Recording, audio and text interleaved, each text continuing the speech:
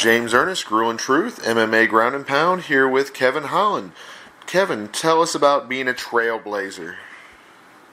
Man, being a trailblazer is everything it says right there in the name. You set out a path, blaze it, can't have to stand in the way, and if it does, I'll probably come back and get you later on.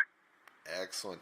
I was going to say, speaking of paths, it seems like you're following a very similar path to another MMA legend, Anderson Silva. How would you compare yourself to him? Silva was a great guy, but he got popped for what, PEDs and stuff like that later on in his career. So probably was doing it early on in his career. But it wouldn't matter. PED, Anderson Silva, I still think I'm light years better. I mean, at one point in time he was the man, but this day Anderson Silva, nothing, no comparison. He's older than dust, and I'm young, flaming in the game. Excellent. So in other words, you would be up for a fight against him? Oh, dude, I'd smoke him with a week's notice. Nice. So tell us what life in Texas is like. Life in Texas is wonderful. I mean, besides when it rains. So I stay in the DFW when I'm in Texas, and it's actually a beautiful place. It's like my home away from California. But right now I'm actually on the side of the road in Vegas, on my way back to California. But since you guys are calling, I didn't want to get bad reception. I just went ahead and pulled over. I appreciate that. What got you started in MMA? You know what? I got kicked out of high school my sophomore year, going into right after Christmas break. I was getting into an altercation with security guards trying to stand up for a buddy of mine, and security guard accidentally grabbed me. He grabbed me from the back, and I accidentally headbutt him, just a natural instinct. I ended up getting kicked out of high school. I ended up going into a continuation school, and the guy that was teaching at the continuation school was a martial arts instructor, and he was also teacher of the year for a few years in a row. So he was a wonderful teacher, and after getting smashed by him several times, I was like, I like this, you know? So I went to the local MMA gym, which was Warzone at the time, and beat up one of the local pros and was like, oh, crap, I really can fight. So I just kept it going, man. I just kept it going. So what was the training like at Warzone? Back in the day, training at Warzone, I mean, it was a good place to train. You know, it was always hard training, but I really only went on weekends. I had my traditional kung fu martial arts instructor that I just kept going with, and I didn't want to differentiate from that program. I just simply wanted to spar and learn a little Muay Thai at the time. I didn't really grasp MMA until I got to Texas. When I got to Texas, Travis Lutter was like, hey, you know, I know you like striking, but jiu-jitsu is just as complicated. So I gave it a try, and it turns out that it was just as complicated, but I fell in love with it quick, and I grabbed a hold of the traditional martial arts of BJJ really quick, and now I have a saying, it's your takedown is the start of my jiu-jitsu. So I look forward to this whole game. I love it. It's a very wonderful game that we play. Of your coaches in the past, who was one of the bigger influences? The biggest influence ever has to be Mark Kennedy, and then second, Travis Lutter. I mean, that's just the order that it goes in. Kennedy was my original Kung Fu coach, and if it wasn't for Travis Lutter, I never would have started MMA. I would have became a kickboxing legend, more so to say. So what was the early days with Extreme Knockout? What was that like? Early days. It was just like yesterday, brother. It was just like yesterday. I actually have a fight today, and I'll be there. XKO's always done me well. I've came across major sponsors using XKO Extreme Knockout. I've became the double champ at XKO. I've knocked several people out. I've submitted several people at XKO. XKO was a small cage. If you can fight in a small cage, you can for sure fight in a big cage. And I want to bet your butt off on that one. With your current team, how has it helped you progress? I mean, they're striking kings over there. You know, Phalanx, a.k.a. Powerhouse. I mean, the Lamb striking system.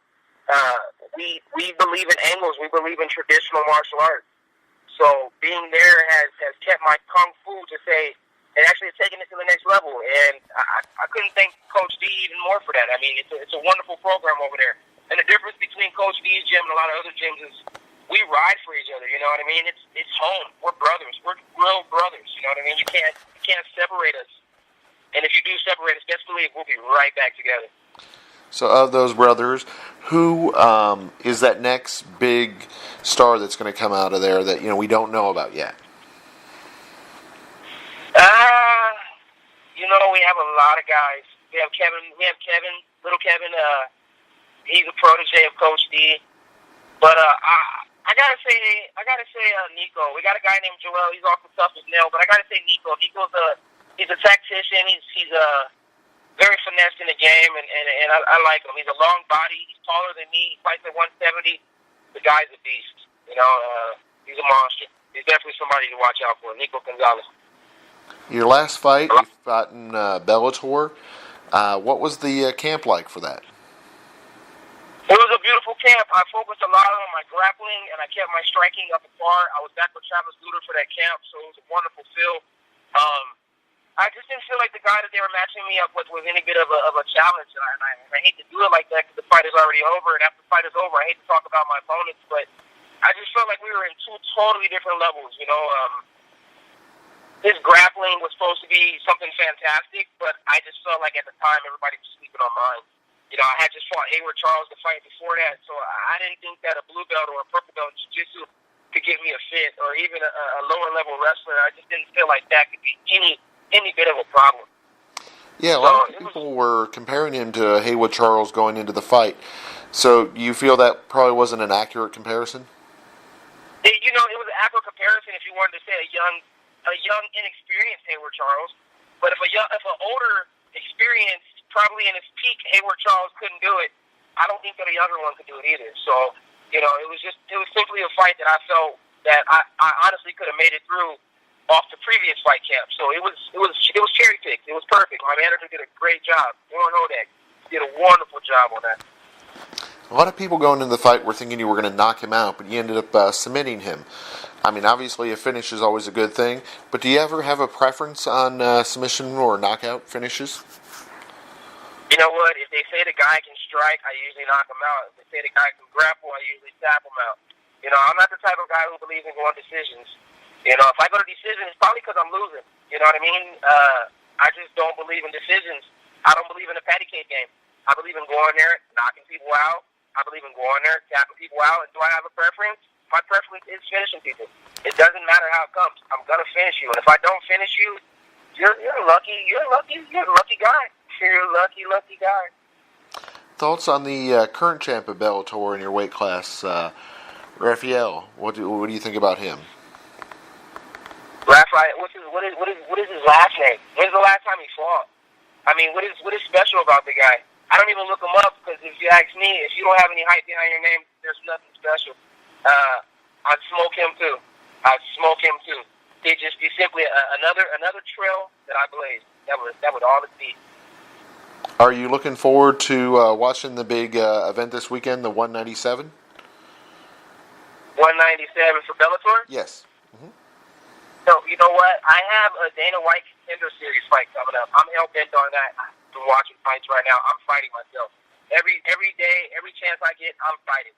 Whether it's against the weights, whether it's against the road, whether it's in sparring, whether it's in jiu-jitsu, whether it's in wrestling, whether it's anywhere.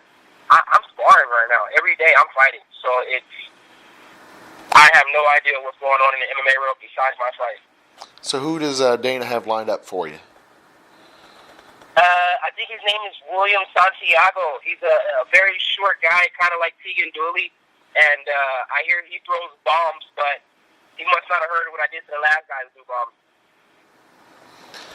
Any thoughts about rematching Curtis Millender? You know what? I shouldn't have went down to 170, but I have an ego problem, so I did. I don't see a future at 170. If anybody wants to come up to 85 that I've lost to a 70, I would gladly take that fight. But, I'm not really focused on the guy. I mean, it was a very close fight, and, it is what it is. I don't make excuses. If a rematch ever presents itself, I do my job, I take it. If no rematch presents itself, I don't follow underneath that. I follow underneath the guy who I truly beat me. That's Raphael Lovato Jr. If I ever get that opportunity, I will smoke him.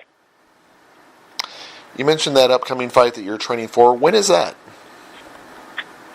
June 12th, right here in Las Vegas. It'll be right here in Las Vegas.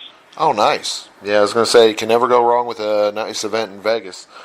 So is that going to be on like a main Bellator card, or what card is that going to be on? No, so since that's Dana White's Contender Series, it's on a Tuesday. So you can go on the Fight Pass and watch that, and tune in, watch your boy do some work, and watch me put on the show like I usually do. Great. That way, we'll get to see some top quality fighting on a Tuesday, and then hopefully we'll see you in the UFC shortly after that. Yes, hopefully. As long as the check's fat, I go wherever it's taking me, you know what I mean? Mm-hmm. Well, when you're not fighting, I hear you're into video games. What's your current game of choice when you're not training hardcore? You know, GTA. You can do everything on GTA. You can drive cars. You know, you can go do shootings. You can act like it's Call of Duty. You can act like it's a zombie game. GTA, it's the best of every world. You can act like it's Sims. You can do a little bit of everything. So right now, I'm currently stuck on GTA 5. Nice.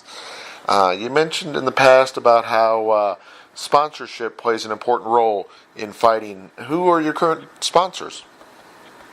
Current sponsors: Jay Duncanson Roofing, Jim Ross Law Group, Specimen Fight Gear, BJJ Loan, Black Forest Mining. I usually rock with Bertha Climber, Earthwater, Smart Stop, and KO Reps. Anybody that KO Reps brings to me, you can check out the KO Reps page after this interview or when this interview is posted. They'll have a long list of beautiful sponsors that came through and have shown us love plenty of times. And also Icon Mills. They keep me fit, fighting, in shape. Sounds great. So if fans are wanting to learn more about you on social media and the web, where should they go look? They can actually go on Facebook and simply look up Kevin Trailblazer Holland. I have a fight fan page. Or you can look me up on Instagram at Trailblaze2 Top TOP. So any final thoughts about that preparation coming up for that big event? No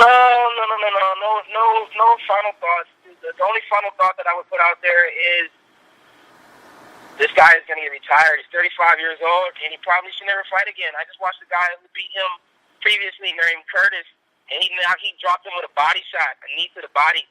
If this guy's listening to my interview, protect your body, my friend. Protect your body.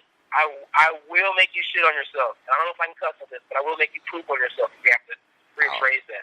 That's okay. Yeah, I was going to say we had Justine Kitch on, so we definitely covered the topic of bathrooms during an MMA event, so it's okay. Yes. Yeah, you heard about the craziness? Yeah, she got choked out during the fight, and it happened. Oh, no, that's horrible. Yeah, she didn't give up, though. That was the crazy part. That you got to give her props. I mean, unfortunately, what happened, but she still did not submit. So, tough girl, tough fighter.